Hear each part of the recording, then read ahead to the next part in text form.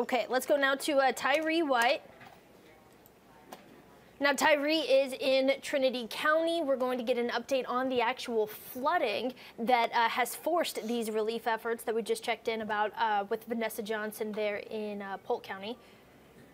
Again, we are calling Tyree White regarding continued flooding there in Trinity County. Now, Tyree, can you tell us exactly where you are and what we're looking at behind you? Hey, Devin. Yes, I'm here in the Deer Run subdivision in Trinity County. Now, if you've been following our flooding coverage, you'll know that just a few days ago, this area was completely covered in water. The area I'm standing in now, I mean, you couldn't get to it unless you had like a kayak or a boat. So it looks like that water has receded tremendously out here.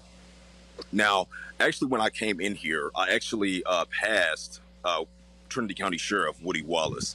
And so I kind of stopped with him and spoke a little bit. And he tells me that the water here has been kind of going up and down. But as it currently stands, I mean, as I'm here now, it's down a lot. He did tell me that the power was off here. But since then, I've actually seen Entergy crew actually coming through and restoring power to some homes. This home here, I don't know if you guys can see that, kind of where that truck is. You can see it over there. Their power was restored, and you could kind of hear them cheering with joy and excitement, just happy that their power's back on. This house here, the power came back on, and the sprinklers immediately, shot up. That's probably not good for right now, but yeah. How you doing? We have some people that are here now, and what I'm assuming, they're coming back, they're assessing damage. I did speak with American Red Cross, and they have a shelter here in Trinity County at 331 East Padoga Road. She tells me that they have, over 100 people in shelters just across East Texas due to the flooding. Here in Trinity County, they have about 4 right now. So she tells me that those shelters are going to be offered until that need is no longer there. While the subdivision may be receding, there are still other areas that are extremely high. Sheriff Wallace tells me, I believe Doug Bell Road is still completely covered in water.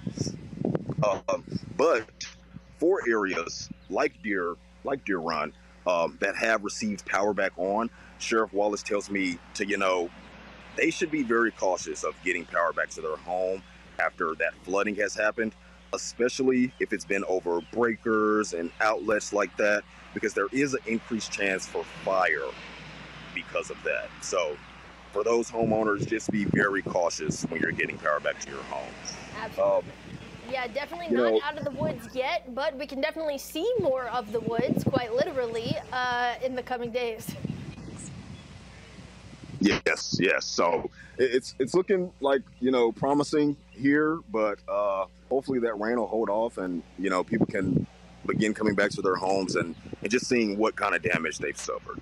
Absolutely, Tyree. Thanks for calling in with that update. I mean, it's good news, good progress, as people are starting to be able to access more roads, starting to get their power back, starting to be able to start assessing the damage and take those steps forward in order to maybe move forward with their life, pick up all the pieces and get that relief aid that they need. Tyree, thanks for calling in. We'll continue to check in with you later on in the newscast.